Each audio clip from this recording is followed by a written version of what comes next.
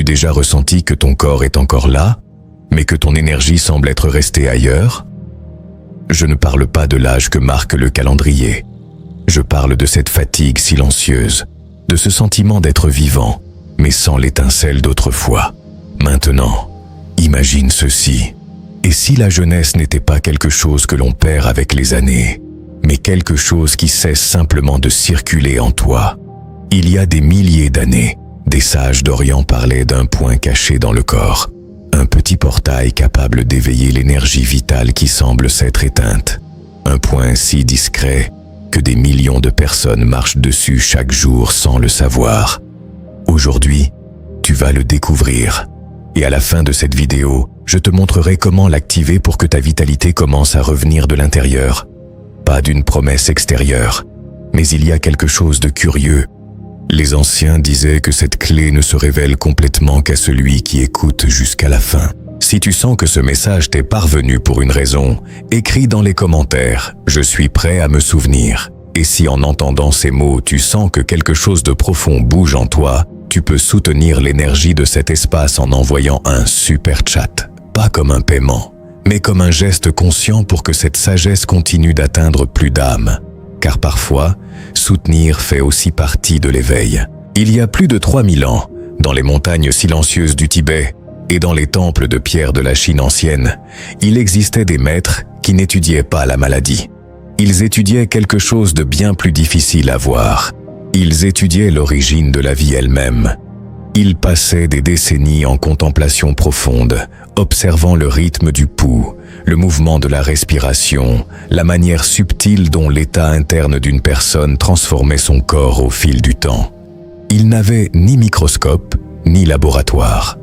Ils avaient quelque chose de plus puissant, des décennies de silence et une attention si fine qu'ils pouvaient percevoir ce que les yeux ordinaires ne voient pas. Et c'est à travers cette observation soutenue, génération après génération, qu'ils parvinrent à une compréhension extraordinaire qui changerait à jamais notre façon de comprendre le corps humain. Ils comprirent que l'être humain n'est pas uniquement matière, ce n'est pas seulement muscles, os et organes. C'est aussi un territoire invisible, un paysage énergétique traversé par des courants subtils qui circulent sans cesse depuis le moment de la naissance jusqu'au dernier souffle.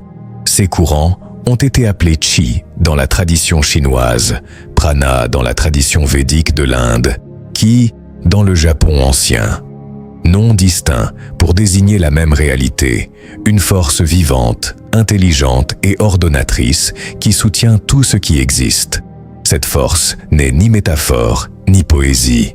Pour ces maîtres, elle était aussi réelle que l'eau dans une rivière, aussi tangible que la chaleur du soleil sur la peau. Et comme une rivière, cette énergie a besoin de circuler. Lorsque le chi circule librement par son chemin naturel, la personne éprouve une vitalité qui n'a pas d'explication rationnelle, mais que tout le monde reconnaît lorsqu'elle l'aperçoit chez quelqu'un. Il y a des personnes qui irradient quelque chose, une présence, une légèreté, une clarté dans les yeux qui ne correspond pas nécessairement à leur âge chronologique. C'est le chi qui coule. L'esprit reste lucide, les émotions trouvent un équilibre, le corps se rétablit plus facilement et l'esprit reste allumé face aux défis de la vie quotidienne. Mais lorsque ce flux est interrompu, lorsque les courants énergétiques rencontrent des obstacles sur leur chemin, quelque chose de profond commence à changer. Pas d'un coup, mais lentement, comme une flamme qui s'éteint, sans que personne n'allume une tempête. D'abord, une fatigue apparaît que le sommeil ne répare pas. Puis, un brouillard mental qui rend la concentration difficile. Ensuite, une déconnexion émotionnelle, une vague sensation d'être présent dans le corps mais absent de sa propre vie. C'est précisément pour cela que les sages ont découvert ce qu'ils appelaient des points de convergence énergétique, des lieux spécifiques du corps où plusieurs courants de chi se rencontrent, se mélangent et s'amplifient mutuellement, des points où l'influence sur le système énergétique complet est maximale. Un de ces points était considéré parmi tous comme le plus sacré, le plus complexe et le plus transformateur. Dans la médecine traditionnelle chinoise, il porte le nom de San Yin Jiao, qui peut être traduit en français comme le point de rencontre des trois yin, l'endroit précis du corps où convergent 3 méridiens fondamentaux. Le méridien de la rate, qui gouverne la digestion des aliments et aussi la digestion des expériences émotionnelles. Le méridien du foie, qui régule le flux du chi dans tout le corps et soutient la capacité de se renouveler. Et le méridien des reins, considéré dans cette tradition comme la racine même de la vitalité, le dépôt où se conserve l'énergie la plus profonde et la plus ancienne que nous héritons à la naissance. Pendant des siècles, ce point a été transmis de maître à disciple comme une clé silencieuse, non pas pour combattre le vieillissement comme s'il était un ennemi, mais pour rappeler au corps sa propre intelligence. Pour rétablir le dialogue entre les 3 systèmes énergétiques qui, lorsqu'ils fonctionnent en harmonie, produisent quelque chose que aucun supplément au monde ne peut imiter, la véritable sensation d'être vraiment vivant. Si tu honores cette sagesse ancienne, écris dans les commentaires « J'honore la sagesse du corps ». Et si tu sens que ce savoir mérite de rester vivant, tu peux envoyer un super chat comme un échange énergétique conscient pour soutenir cet espace d'apprentissage. Il existe un type d'épuisement que la science moderne a encore du mal à nommer avec précision. Il n'apparaît pas dans les analyses de sang. Il n'est pas détecté par les IRM. Il n'a pas de diagnostic clair dans les manuels de médecine conventionnelle. Et pourtant, des millions de personnes le reconnaissent immédiatement quand quelqu'un le décrit, car elles l'ont ressenti ou le ressentent en ce moment même. C'est cet état dans lequel le corps fonctionne, où techniquement tout va bien, mais où la vie a perdu son goût, dans lequel tu te lèves chaque matin et où la journée pèse déjà sur les épaules avant même que le soleil ne soit complètement levé, dans lequel les choses qui te remplissaient d'enthousiasme auparavant ne produisent maintenant qu'un écho lointain.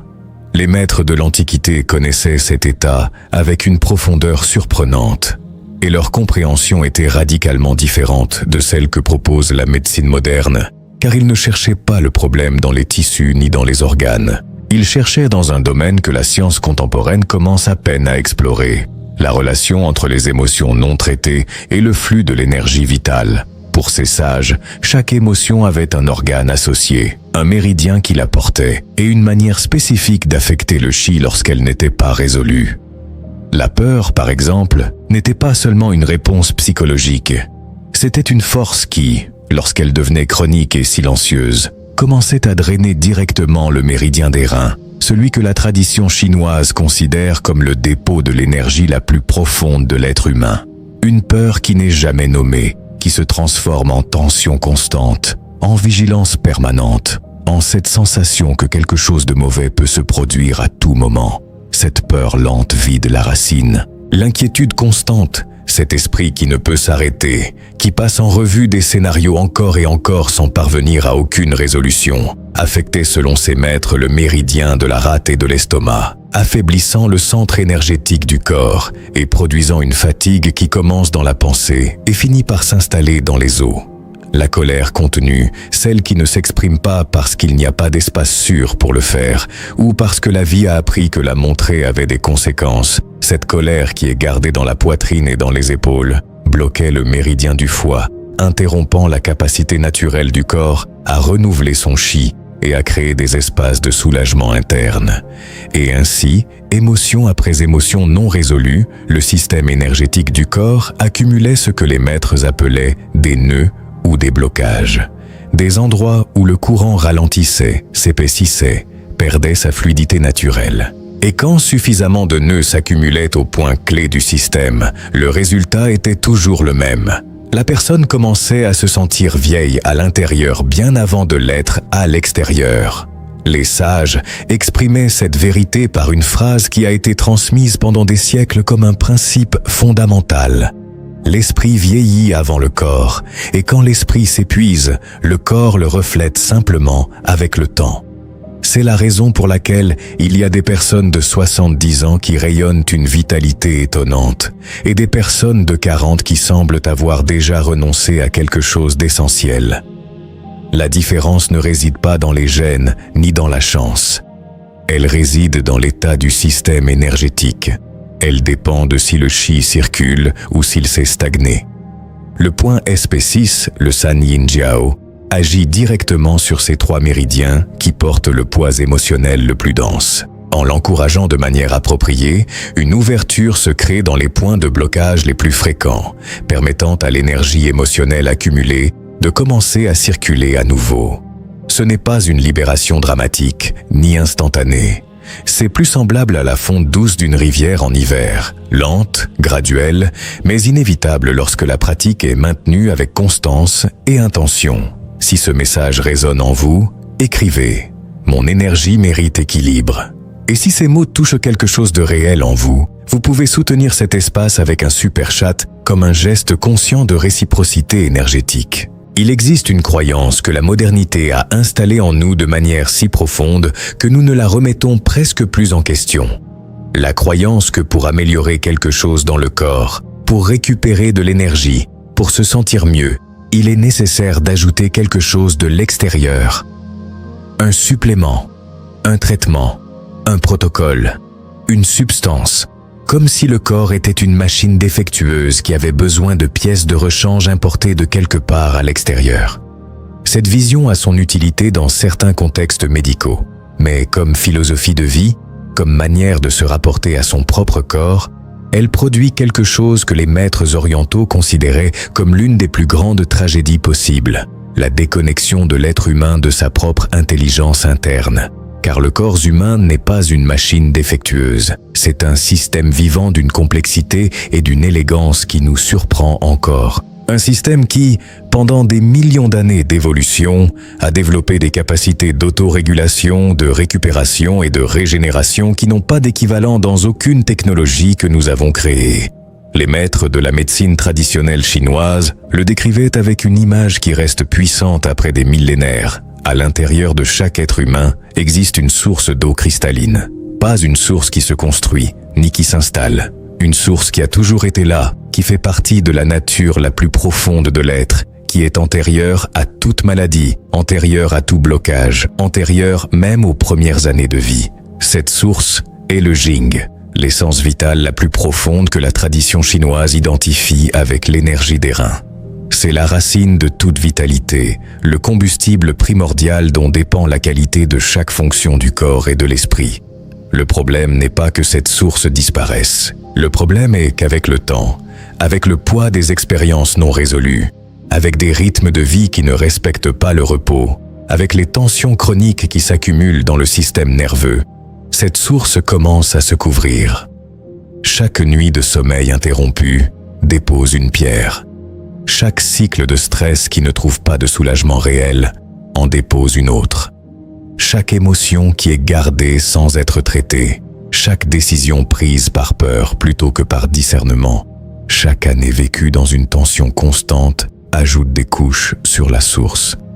L'eau est toujours là, mais la pression qui atteint la surface est de plus en plus faible, et la personne commence à vivre avec une fraction de l'énergie qui lui revient naturellement, sans savoir que la source originale reste intacte sous tout ce poids accumulé. Ce que fait le point SP6 lorsqu'il est stimulé avec conscience et régularité, ce n'est pas d'injecter de l'énergie nouvelle de l'extérieur. C'est quelque chose de beaucoup plus précis et beaucoup plus puissant. Cela active les 3 méridiens qui y convergent, d'une manière qui produit une sorte de nettoyage énergétique de l'intérieur.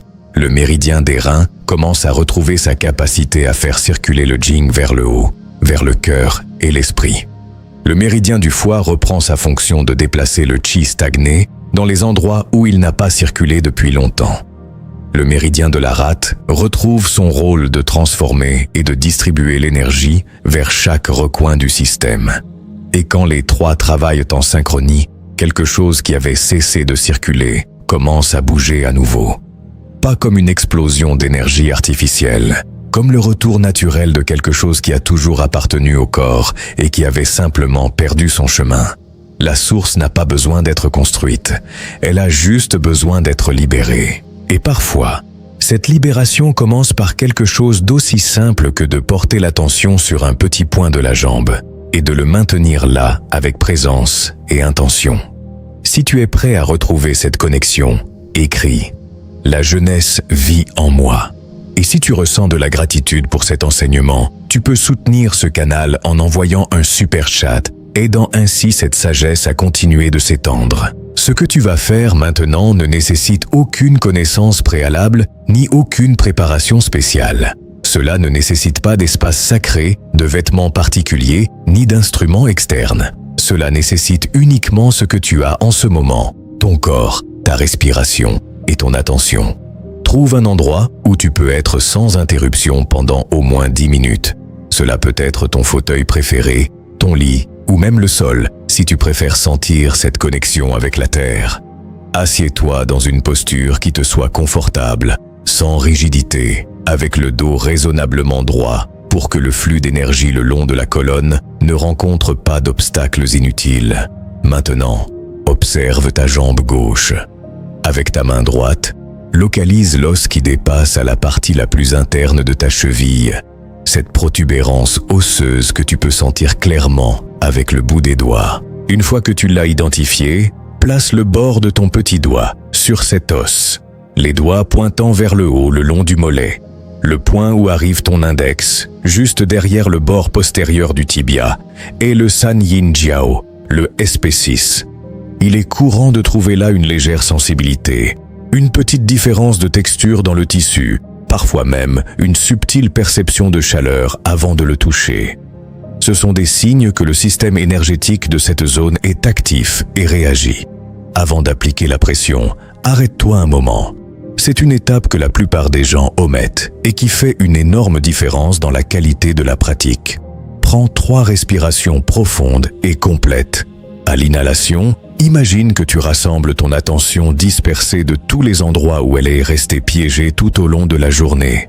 Les préoccupations en suspens, les souvenirs du passé, les projets d'avenir. Rassemble-la tout à l'intérieur de ton corps. Lors de l'exhalation, relâchez le poids. Pas pour résoudre quoi que ce soit encore, juste pour créer un moment de présence authentique avant de commencer. Lorsque vous ressentez ce calme initial, placez le pouce sur le point localisé avec fermeté mais sans agressivité. La pression correcte est celle qui produit une sensation que la médecine traditionnelle chinoise décrit comme la sensation de qi. Quelque chose entre une légère pression, une chaleur subtile et parfois une petite pulsation qui ne provient pas du pouce, mais du point même répondant au contact. Si vous ressentez cette sensation, vous êtes au bon endroit. Si vous ne la ressentez pas immédiatement, ne vous inquiétez pas. Le corps a besoin de temps pour reconnaître l'intention, surtout s'il n'a pas reçu ce type d'attention consciente depuis des années. Maintenez la pression pendant 5 à 7 secondes, puis relâchez complètement pendant 2 ou 3 secondes. Appuyez à nouveau. Ce rythme pulsant, au lieu de la pression continue, travaille en synchronie avec le rythme naturel du qi, qui n'est pas statique mais ondulant, cyclique, similaire à la respiration ou au battement de cœur. Pendant que tu maintiens la pratique, continue à respirer de manière consciente. À chaque inspiration, dirige mentalement ton attention vers le point de contact. Imagine, si la visualisation t'aide, qu'avec chaque pression, tu ouvres doucement une porte qui est fermée depuis longtemps. Que l'eau contenue derrière cette porte commence à s'écouler doucement vers le haut, vers le centre du corps, vers le cœur, vers l'esprit. Tu n'as pas besoin de croire en cette image pour que la pratique fonctionne. Mais si tu l'utilises, tu ajoutes à L stimulus physique une dimension d'intention que les maîtres considéraient aussi importante que la technique elle-même. Continue pendant 2 à 5 minutes sur la jambe gauche, puis change pour la jambe droite et répète exactement le même processus. À la fin des 2 jambes, retire doucement les pouces et place les paumes ouvertes sur les cuisses. Reste en complète immobilité pendant au moins 2 minutes. Pendant ce temps, le corps intègre le travail qu'il vient de recevoir. Le qi qui a été déplacé a besoin de temps pour se redistribuer, pour atteindre les endroits où il était absent, pour compléter le cycle que la pression a initié. Observe sans juger ce que tu ressens. Cela peut être une chaleur qui monte des pieds vers la poitrine. Cela peut être un relâchement subtil dans la zone des épaules ou de la mâchoire. Cela peut être une légère somnolence, signe que le système nerveux passe du mode d'alerte au mode de restauration. Des émotions peuvent surgir sans raison apparente. C'est le qi émotionnel qui se déplace après avoir été immobile. Si cela se produit, respire vers cette émotion au lieu de t'en éloigner. Ton corps fait exactement ce qu'il doit faire. Si tu décides d'activer cette énergie aujourd'hui, écris dans les commentaires « J'active mon énergie vitale ». Et si pendant que tu le pratiques, tu ressens une connexion profonde avec cette expérience, tu peux partager cette énergie en envoyant un super chat pour soutenir cet espace de conscience. Les changements qu'apporte une pratique soutenue avec le point SP6 ne se manifestent pas comme une révélation soudaine. Il n'y a pas un jour où vous vous réveillez en ressentant que quelque chose de spectaculaire s'est produit pendant la nuit. Les changements réels, ceux qui perdurent, ceux qui transforment véritablement la relation d'une personne avec son propre corps et sa propre vie, arrivent d'une manière complètement différente. Ils se présentent comme un retour progressif à quelque chose qui était perdu, mais qui n'a jamais complètement disparu. Le premier signe apparaît souvent dans le sommeil. Quelque chose dans la qualité du repos nocturne commence à changer. Pas nécessairement durant les premières nuits. Mais avec le temps, avec une pratique régulière, le système nerveux qui a été en état d'alerte chronique commence à retrouver le chemin du retour vers une restauration profonde. Le sommeil devient plus dense, plus réparateur. Des rêves plus vifs apparaissent, un signe reconnu dans la médecine traditionnelle chinoise que le foie commence à traiter et à libérer la charge émotionnelle qu'il avait accumulée. Vous vous réveillez avec une sensation différente, pas nécessairement d'euphorie, mais d'avoir vraiment reposé, que le corps a utilisé les heures de sommeil pour faire quelque chose de précieux. Le deuxième signe apparaît dans l'esprit. La brume mentale qui pendant des mois ou des années se ressentait comme une condition permanente commence à se dissiper. La pensée gagne en clarté et en rapidité. Les décisions qui auparavant nécessitaient un effort disproportionné commencent à devenir plus naturelles. Cela se produit parce que le méridien des reins, en retrouvant son flux, nourrit directement ce que la tradition chinoise appelle la moelle et le cerveau, des structures qui dans cette vision partagent la même racine énergétique. Un système rénal fort, en termes énergétiques, se traduit directement par un esprit plus lucide. Le troisième signe est plus difficile à décrire, mais peut-être le plus significatif. C'est une récupération de la présence. Il y a une différence fondamentale entre être vivant et se sentir vivant, entre exister dans un corps et l'habiter vraiment. Lorsque le chi est stagné depuis longtemps, la personne développe une relation distante avec son propre corps. Elle l'utilise, le transporte d'un endroit à un autre, le nourrit et le repose, mais ne l'habite pas pleinement. Il y a une séparation subtile entre la conscience et la sensation physique, comme si l'on regardait sa propre vie derrière un verre. À mesure que les blocages se dissolvent et que le chi retrouve sa mobilité naturelle, cette distance commence à se réduire. La personne commence à sentir son corps avec plus de détails, avec plus de richesse. Les sensations physiques deviennent plus claires. Le plaisir des choses simples, un repas, une brise, le contact avec une autre personne, revient avec une intensité qui avait cessé d'être perçue. Les anciens maîtres appelaient cet état cohérence interne. Le moment où le corps physique, le corps émotionnel et le corps énergétique recommencent à se mouvoir dans la même direction et au même rythme. Lorsque cette cohérence s'établit, quelque chose se produit qui ne peut être fabriqué ni simulé. Un type d'éclat apparaît que les gens perçoivent en vous sans savoir exactement ce qu'ils voient. Ce n'est pas l'éclat de l'apparence, celui qui peut être acheté ou construit de l'extérieur. C'est l'éclat de quelqu'un qui est présent dans sa propre vie, quelqu'un qui a complètement réhabité son corps, quelqu'un dont le chi circule. Et cet éclat, cette présence, cette vitalité retrouvée de l'intérieur, c'est ce que les maîtres d'il y a 3000 ans appelaient le retour à la jeunesse. Pas un retour en arrière dans le temps, un retour au centre. Si vous choisissez d'habiter pleinement votre vie, écrivez « Je choisis la cohérence interne ». Et si tu sens que ce message mérite de continuer à se répandre, tu peux envoyer un super chat comme une manière consciente de soutenir cette communauté d'âmes éveillées. Il y a quelque chose que les civilisations anciennes comprenaient avec une clarté que le monde moderne a presque complètement perdue, non pas par manque d'intelligence, mais par excès de vitesse. Le corps humain ne vit pas uniquement dans le temps de l'horloge. Il ne fonctionne pas comme une machine qui s'allume à 6 heures du matin et s'éteint à minuit. Il vit dans des rythmes invisibles, des cycles profonds qui ressemblent davantage aux marées de l'océan ou au mouvement des saisons qu'aux chiffres d'un agenda numérique. Ces rythmes n'ont été inventés par aucune culture. Ils ont été découverts parce qu'ils ont toujours été là, gravés dans la biologie la plus ancienne de notre espèce. Ton énergie monte et descend au cours de la journée, suivant une logique interne qui n'obéit ni à tes engagements, ni à ta liste de tâches. Tes organes fonctionnent selon des cycles naturels que les médecins orientaux ont cartographiés avec précision il y a plus de 2000 ans. Même ton esprit a des moments d'expansion créative et des moments de silence nécessaires, et quand tu essaies de le forcer dans le sens contraire, quelque chose en toi résiste. Quand ces rythmes sont respectés, le corps se renouvelle avec une facilité qui semble presque miraculeuse. Mais quand ils sont continuellement rompus, la vitalité commence à se disperser de manière que nous ne savons pas toujours nommer. Nous nous couchons tard chaque nuit et nous nous demandons pourquoi nous nous réveillons sans énergie. Nous mangeons sans attention, debout, en regardant un écran, et nous nous étonnons que la digestion échoue.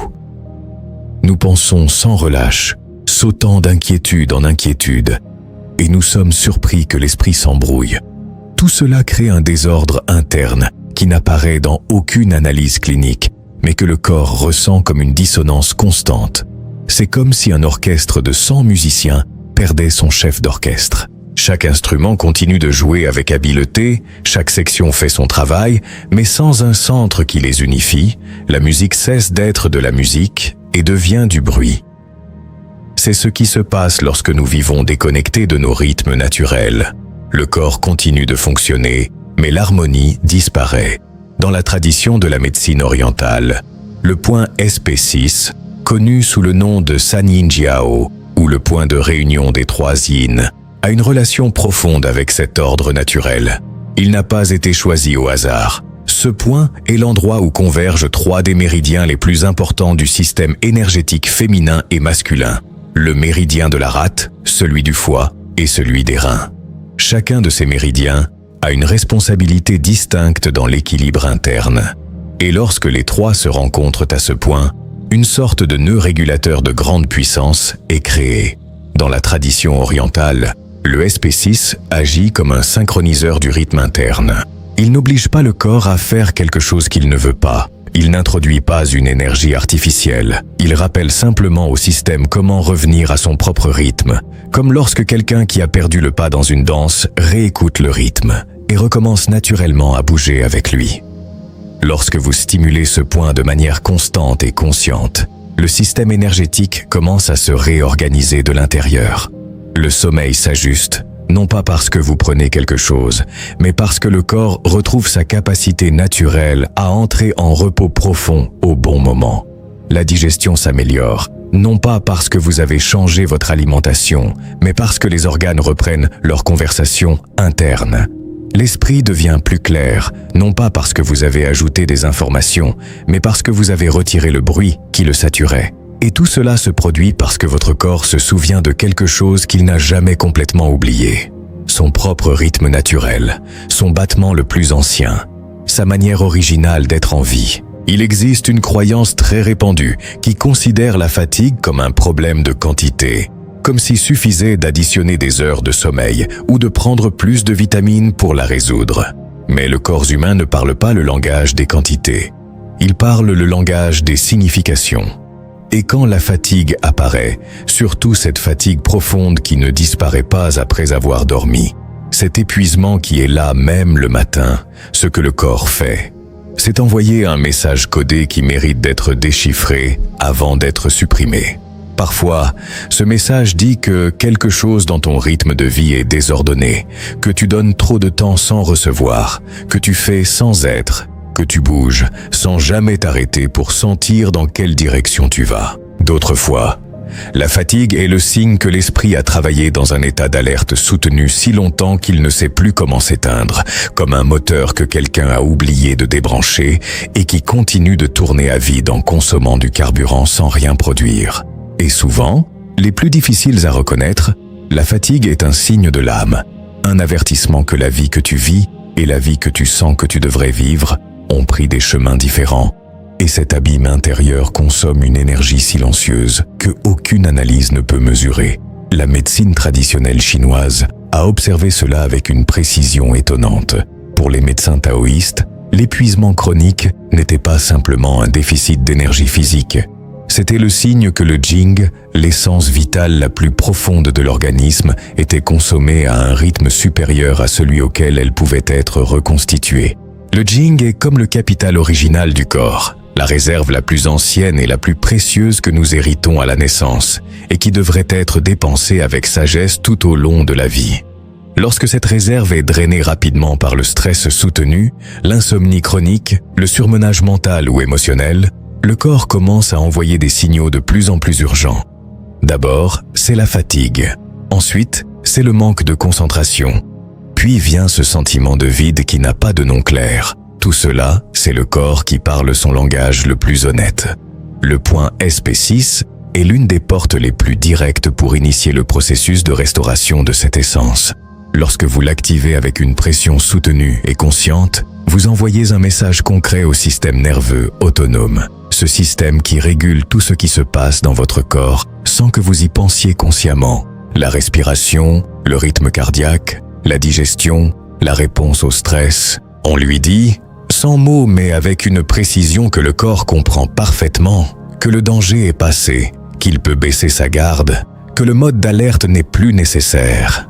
Et lorsque le système nerveux reçoit ce signal de manière répétée, quelque chose qui était contracté depuis des mois ou des années commence à se relâcher. Les tensions musculaires que tu pensais être simplement ta façon d'être. La raideur dans les épaules que tu attribuais à la posture. La sensation de nœud dans l'estomac que tu pensais être du caractère. Tout cela sont des réponses du corps à une perception de menace soutenue. Et lorsque la menace se dissout, même si c'est pendant quelques minutes par jour, le corps profite de cette fenêtre pour commencer à se réparer. Cela ne se produit pas d'un coup. Il n'y a pas un moment dramatique de transformation, mais cela se produit avec une constance qui, avec le temps, devient indéniable. Il y a une texture différente dans le sommeil, une légèreté qui apparaît le matin, qui était auparavant lourde, une capacité à être présent dans des conversations qui auparavant vous épuiseraient. Le corps ne demande pas de grands gestes pour commencer à guérir. Il demande de la constance, de la présence et la disposition d'écouter ce qu'il essaie de vous dire depuis des années. Il existe une image romantique, presque cinématographique, des sages anciens gardant leurs connaissances dans des rouleaux scellés, dans des temples inaccessibles, dans des codes que seuls les initiés pouvaient déchiffrer. Mais ceux qui ont étudié en profondeur les traditions de sagesse du monde, de la médecine taoïste à l'Ayurveda, de la philosophie stoïcienne aux enseignements bouddhistes, trouvent quelque chose de complètement différent. Ces sages ne cachaient pas la sagesse. Ils la partageaient avec une générosité surprenante. Ce qui se passait était autre chose. La plupart des gens n'étaient tout simplement pas prêts à s'arrêter suffisamment pour la recevoir. Car la véritable sagesse ne se transmet pas comme une donnée. Elle n'entre pas seulement par les yeux ou les oreilles. Elle entre quand il y a un état interne de réceptivité, quand l'esprit a ralenti sa vitesse suffisamment pour que quelque chose de plus profond que la pensée habituelle puisse être perçu. Et cette réceptivité nécessite quelque chose que le monde moderne considère presque comme un luxe, la capacité de faire une pause. Les sages de toutes les traditions le savaient. C'est pourquoi leur système de pratique, qu'il soit d'acupression, de méditation, de respiration ou de mouvement conscient, avait toujours un dénominateur commun, la répétition patiente, le retour quotidien à un point de contact avec l'essentiel, la disposition à faire confiance à un processus qui ne donne pas de résultats spectaculaires dans les premiers jours, mais qui transforme profondément au fil du temps. La pratique avec SP6 appartient à cette même logique. Ce n'est pas une technique d'urgence, ce n'est pas un remède à utiliser lorsque l'inconfort est déjà insupportable. C'est une pratique de culture, au sens le plus agricole et le plus noble de ce mot. Chaque fois que tu consacres quelques minutes à activer ce point avec conscience, tu es en train de semer. Peut-être que tu ne perçois rien immédiatement. Peut-être que pendant les premiers jours, tu ressens seulement la pression de tes doigts sur la peau et tu te demandes si quelque chose se passe vraiment. mais ton système énergétique l'enregistre. Ton corps s'en souvient avec une mémoire qui est plus ancienne et plus fidèle que la mémoire de l'esprit. Et après des semaines ou des mois, arrive un moment où quelque chose a changé d'une manière que tu ne peux attribuer à aucune cause spécifique, mais qui est complètement réelle. Il y a plus de clarté le matin. Il y a moins de réactivité dans les moments de stress. Il y a une sorte de centre intérieur qui n'était pas disponible auparavant, ou qui l'était mais était enfoui sous des couches de tension accumulées. C'est ce que les sages appelaient revenir à soi-même. Ce n'est pas une métaphore poétique. C'est une description précise de ce qui se passe lorsque le système énergétique retrouve sa cohérence, lorsque les méridiens recommencent à circuler sans obstruction, lorsque le corps cesse de dépenser de l'énergie à maintenir des tensions chroniques et peut utiliser cette énergie pour vivre, créer, établir des relations, guérir. Les sages n'enseignaient pas des techniques pour échapper à la vie, ni pour s'élever au-dessus d'elle. Ils enseignaient des chemins pour l'habiter avec une présence plus pleine, pour sentir le poids des pieds sur la terre, l'air entrant dans les poumons, le battement constant du cœur comme le tambour le plus fidèle qui existe. C'était le secret. Il n'était pas caché. Il attendait, comme il a toujours attendu, que quelqu'un décide de s'arrêter le temps suffisant pour le trouver. Aujourd'hui, tu n'as pas seulement entendu des informations. Tu as rappelé quelque chose de vieux. Quelque chose qui a toujours été en toi.